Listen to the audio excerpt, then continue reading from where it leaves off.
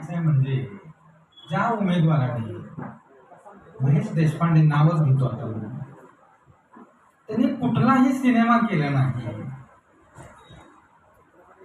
ज्या कॅटेगरीमध्ये ते उभे आहेत छायाचित्रण विभागामध्ये, आता माझी फॅमिली 1962 पासून सिनेमा लाईनमध्ये, माझे वडील कॅमेरामध्ये, मी आलो 2002 मध्ये इंडस्ट्रीमध्ये.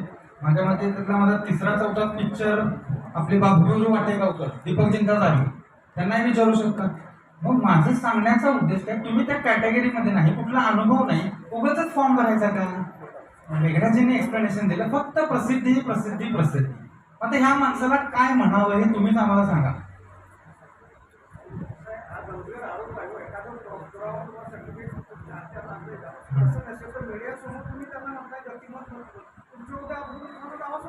करू शकतात, काही प्रॉब्लेम नाही.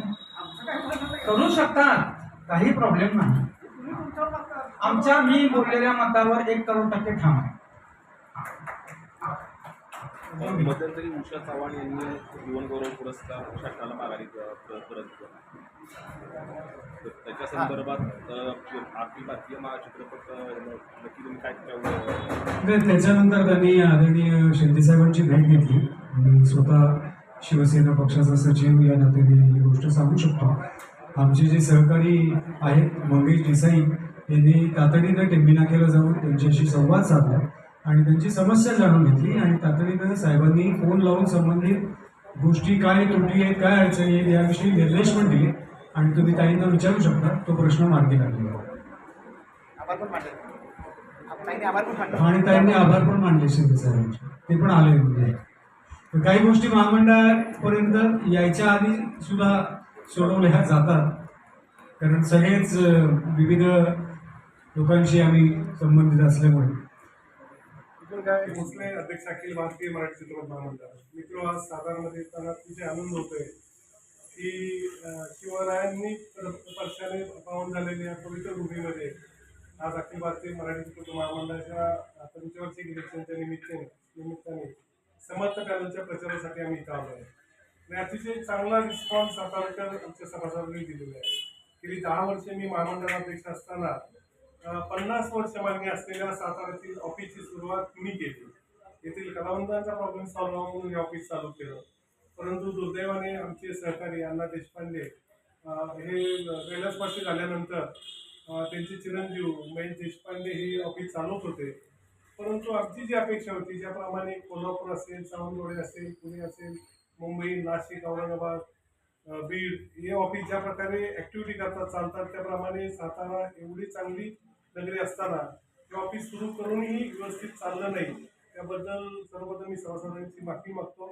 कारण सातारामध्ये अनेक शूटिंग येतात, परंतु स्थानिक कलावंतांना काम मिळत नाही, सभासदांना काम मिळत नाही, मोठा प्रश्न इथे उपस्थित केला गेला. त्याचबरोबर या सभासदांसाठी वेगवेगळ्या कार्यशाळा असतात, ॲक्टिंग कार्यशाळा असते, टेक्निशियनसाठी वेगवेगळ्या कार्यशाळा असतात. सातारामध्ये निर्माते नाही आहेत, त्याचे निर्माते घडावेत, नवीन येणाऱ्या निर्मात्यांची फसवणूक होऊ नये यासाठी निर्मात्यांची कार्यशाळा, अशा अनेक गोष्टी आम्ही इतर शहरामध्ये राबवतो. परंतु साताऱ्यामध्ये दुर्दैवाने कुठल्याच गोष्टी झालेल्या नाही. अतिशय स्टाफ नसलेलं, कधी ऑफिस बंद असतं, वेळेवर हिशोब नाही, यामुळे सातारचं ऑफिस बंद पडण्याच्या मार्गावर आहे. परंतु या माध्यमातून मी आज पूर्ण ग्वाही देतो की सातारचं सुसज्ज असं ऑफिस हे नवीन ठिकाणी आहे, त्या ठिकाणचं ऑफिस आम्ही बदलणार आहोत. नवीन ठिकाणी आमचे मार्गदर्शक आणि भावी संचालक वासू पाटील आणि दीपक देशमुख जे सिनियर निर्माते अनुभवी आहेत, त्यांच्या मार्गदर्शनाखाली सातारचं एक सुसज्ज मध्यवर्ती ठिकाणी आम्ही ऑफिस चालू करू, जिथं महामंडळाचा ऑफिशियल स्टाफ असेल, कलावंतांचे प्रॉब्लेम सॉल्व्ह केले जातील, ज्युनियर आर्टिस्ट असतील त्यांच्या पेमेंटचा प्रॉब्लेम असेल, टेक्निशियनचा पेमेंटचा प्रॉब्लेम असेल, सिरियलमध्ये काम करणाऱ्या व्यक्तींच्या पेमेंटचा प्रॉब्लेम सॉल्व्ह असेल, या सर्व गोष्टी नवादामार्फत इथेच सॉल्व्ह केल्या जातील. इकडंच असं नियोजन आम्ही सातारामध्ये करू. फक्त प्रसिद्धीसाठी ग्रुप काढून फक्त स्वतःचं कौतुक घेण्याचं काम इथले लोक करणार नाहीत. टिपणजी आणि वास्तू पाटील त्यासाठी प्रसिद्ध आहे. परंतु ज्या अपेक्षेने आम्ही महेश देशपांडेंच्या हाताची चावी दिली होती ती पार पाडू शकले नाही. त्यामुळे आपण कुठल्याही भूलथापाला बळी न पडता सातारा एवढा मोठा प्रदेश आहे जिथे चांगली चित्रनगरी होऊ शकते आणि शूटिंग येतात आणि या भागामध्ये अतिशय नैसर्गिकदृष्ट्या नटलेला प्रदेश आहे. उदय महाराज, बाबाराजे यांच्यासारखी व्यक्तिमत्व पाठीची शिवरायांच्या नावाने प्रसिद्ध असलेल्या या शहरामध्ये निश्चितच सर्व शासन इथल्या कलाकारांच्या पाठीशी असतं. असं की हिंदी चित्रपट, साऊथचे चित्रपट इथं शूटिंग करण्यासाठी इच्छुक आहेत, परंतु त्यासाठी यंत्रणा उभा करणे हे आम्ही निश्चित प्रयत्न करू. आपण आपल्या प्रचंड बहुमताने आमच्या पतंग या चिन्हावर सर्वांनी शिक्का मारायचा आणि 14च्या 14 उमेदवारांना बहुमताने विजय करा एवढीच अपेक्षा करतो. धन्यवाद. थँक्यू. एक शेवटचा फक्त सांगतो, आम्ही समर्थ पॅनलमधून जसं ठामपणाने आम्ही सगळ्यांनी नऊ महाराष्ट्राने ठरवलंय की आमचे भावी अध्यक्ष, आता विद्यमान अध्यक्ष तर आमचे मेघराजराजे भोसलेच आहेत, पण आमचे भावी अध्यक्ष सुद्धा मेघराजराजे भोसले हेच असणार आहेत. फक्त विरोधकांना एकच विनंती आहे की त्यांनी त्यांच्या अध्यक्षाचं नाव डिक्लेअर करावं.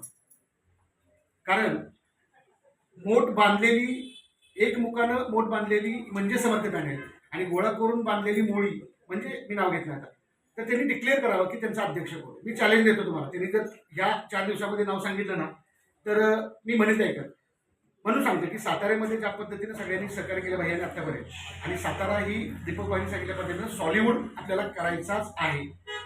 याबद्दल बांधकाम सभापती यांनी मला आदेश दिले की मेघराजजी भोसले यांना तुम्ही सहकार्य करा आणि साताऱ्याचं सॉलिवूड करून घ्या, आणि मी काय लागेल ते मदत माझ्या बांधकाम माध्यमातून तुम्हाला असेल तर मी जरूर पूर्ण करीन. आणि मेघराजजी स्वतः स्वयंभू आहेत की आपल्या अखिल भारतीय मराठी चित्रपट महामंडळाचा विकास करता करता साताऱ्याकडे त्यांचं लक्ष गेलेलं आहे. त्यांचे मोठे मी आभार मानतो, आणि शिवेंद्रराजे भोसले यांचे सुद्धा आभार मानतो की साताऱ्याचं सालवेड करण्यामध्ये त्यांचा फार मोठा वाटा राहील. या दोघांचा धन्यवाद. जय महाराष्ट्र.